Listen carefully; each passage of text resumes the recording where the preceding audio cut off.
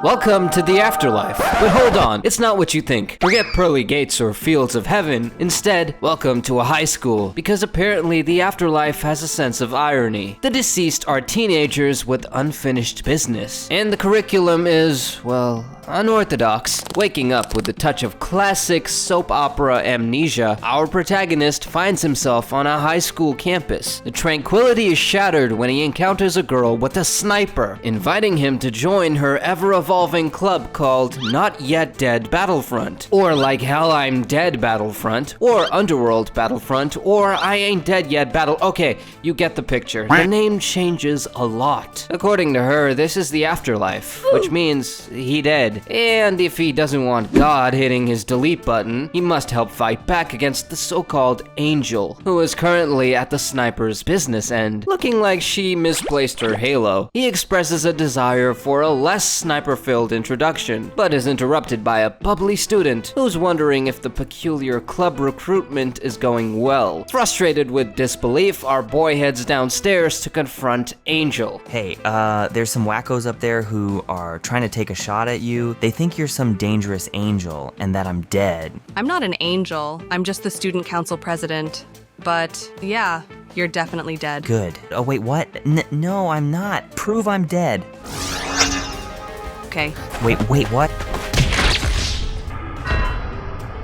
Waking up in the recovery room, his denial is interrupted by his bloody shirt, and further interrupted by Mr. Grape with a freaking axe, who is displeased at his lack of club spirit. Grape decides on using the poor guy's face as target practice.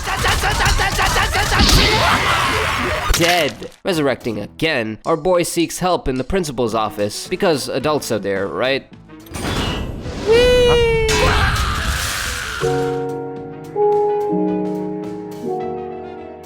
He later wakes up amidst a heated club naming debate, because priorities. Frustrated, he wishes for obliteration, only to learn he could possibly be reincarnated as a barnacle. Suddenly, being part of this loony group feels a little less terrible. Ms. Leader then drops their club's mission, battling Angel and fighting God's plans. Why settle for normal afterlife activities when you could take over the afterlife? Embracing the chaos, he decides to stick around, introducing himself as Otonashi, since he can't remember his first name. We got bubbly Hinata, judo master Matsushita, not so special Oyama, hippie TK, the fake nerd Takamatsu, tough guy Fujimaki, axe wielder Noda, gloomy Shina, musical Iwasawa, and finally Ms. Leader as Yuri. Otonashi joins her band of prematurely departed teens. The other students at school are as good as NPCs in a video game. Yuri explains the consequence of following Angel's rules: obliteration. To dodge that fate, they must be little rebels. No attending classes, other clubs, or even buying lunches, which leads to their next over-the-top mission. Operation Lunch Ticket Tornado is a go. The plan? Pack the dining hall with tons of students for a live concert by Iwasawa's popular band. How the heck are they gonna steal lunch tickets this way? Otonashi and the crew, on lookout duty, spot Angel strolling in like she's bulletproof. Oh!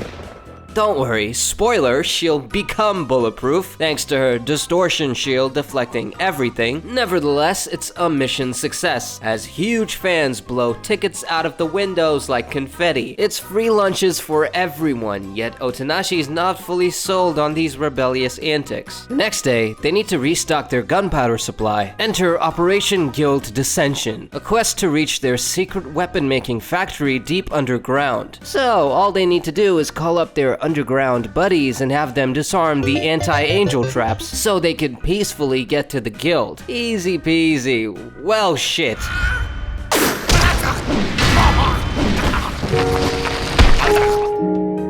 Angel paid a visit, which is the only explanation for the active death traps. Following the path, Sheena triggers a trap with a rolling wrecking ball. All survive, except our fake nerd, who becomes a human pancake. Then they face a laser light show, giving Matsushita a laser cutting lesson that makes Oyama feel even less special. He saw it all. Their troubles continue as the next path traps them under a falling ceiling, but TK steps up, holding the roof until everyone escapes. Barely a moment later, the floor falls, taking Oyama to his doom. Hanging, Hinata and Otonashi must climb up past Yuri, and Otonashi ends up face first in Yuri's bosom, but he's cautious. Hinata, not so much, and his wrong hand placement earns him a slap.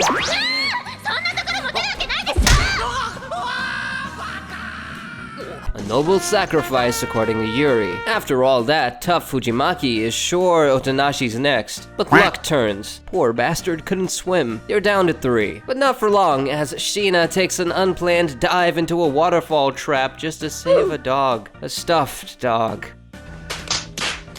Upset, Yuri feels she is a bad leader since everyone died. Taking a breather, Otonashi learns why she defies God. Due to her tragic memories, Yuri lived a high life with her parents and 3 younger siblings until one summer day, while her parents were out, some sketchy low-life dirtbags broke in, wanting money. With her 3 siblings held hostage, Yuri was forced to find her parents' valuables. Every 10 minutes, a sibling would die. In a panic, she ran, looking but had no idea what valuables they'd like. She chose the biggest item, a vase, but a slip led to its breakage. Desperate, she tried to fix it, cutting her finger. The police arrived 30 minutes later. It was too late. She was the sole survivor.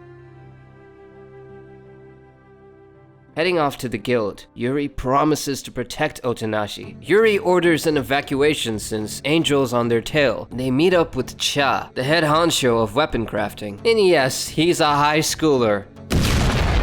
Their only option is to start from scratch at their old guild spot, and to buy time for evacuation, Yuri and Otonashi engage in a keep Angel busy dance-off, giving Cha a chance to roll up with a cannon. Oh, it self-destructs. Plan B, blow everything up and run. They leave Angel in a fireworks surprise. Yay, they've made it to the old secret guild. Yuri calls her crew, instructing them to reunite at the school. Next mission, the Revenge of the Angel Area invasion plan. Iwasawa's band is set for another rock distraction concert, which will distract Angel long enough for them to get God's info from her room computer. The last time they attempted this, they were too stupid and couldn't get past her password. But this time, Yuri has roped in a human calculator, Takeyama, and of course, Purple Noda doesn't approve of this newbie, but instantly gets shut down by the Brainiac's perfect recitation of pi, thus frying Noda's brain cells because he's stupid. Later, Otonashi encounters Yui, a one-woman poster plastering machine who's obsessed with Iwasawa's girl band, Girl's Dead Monster. Lost in fangirling, she almost forgets why she's there.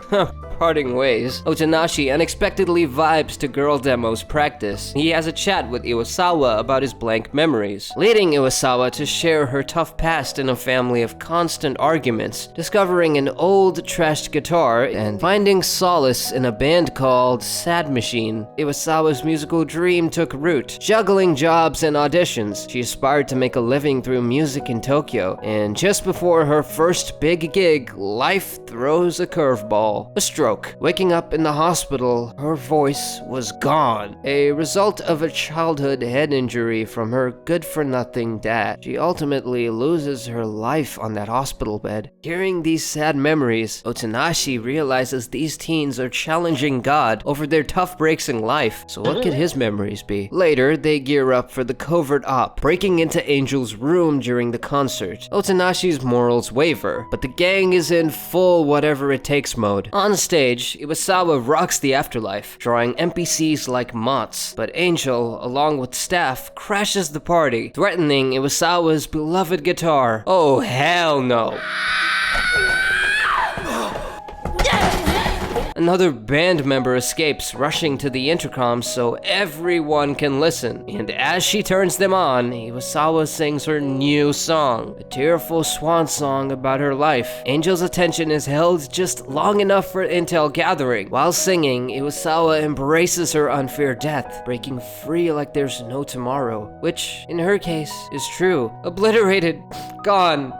Everyone is shook. Back in Angel's room, the Battlefront crew learns that Angel's been DIYing her own weapons. In other words, she didn't get them from God, meaning he may not even exist. Mission failed and Iwasawa gone forever. The next day, Yui steps in to be Girl Demo's new vocalist, strangling herself in a singing demo gone wrong. The team decides to leave it up to the band members to decide whether or not to keep Yui. And since they can't use the band as a distraction at the moment, Yuri decides to test everyone in the next mission, participating in the ball tournament. Whoever gets defeated by Angel will be subject to a punishment worse than death. But they didn't sign up for the tournament. No matter, Yuri, never one to miss a chance for chaos, plans to crash the event guerrilla style. Hinata and Otanashi attempt to rally troops, but everyone's already on other teams. Yui, ever eager, tries to join, but Hinata's not having it. They share a love-hate relationship with one always on the receiving end of the jab, but he finally gives in. They manage to bamboozle Sheena and Noda into joining as well. Plus, thanks to Yui, she ropes in 3 friends who have never played baseball before. Great! Game time! Hinata's team, which has the coordination of a 3-legged race, surprisingly starts strong. Noda and Otanashi spend more time trying to outdo each other than actually playing. But miraculously, they win, mostly because they find the prospect of beating Angel better than going through Yuri's punishment. Then, Angel's team rolls up, joined by Vice President Naoi, who scolds Hinata's crew for crashing the party uninvited, but they let them stay because why not? Angel's team versus Hinata's. With their pitching skills lacking, they struggle, until Judo Master Matsushita sneaks in, helping on the outfield. In the final inning, with the game hanging by a thread, Hinata calls a timeout. He reveals past memories from his regional baseball days when he froze. They lost the match because of him, and he had to face mockery. Before their next game, an upperclassman came to see Hinata and gave him substance to relax and forget about the incident. And as expected, during the game, he was unable to focus and bam! Now, Hinata can't remember if he caught the ball in the end. Otanashi thinks Hinata might get obliterated if they win this game. Just then, the ball flies towards Hinata. It's fate. He's ready for the game-winning catch. Don't catch it. Don't leave me, man. Sadly, he is too slow.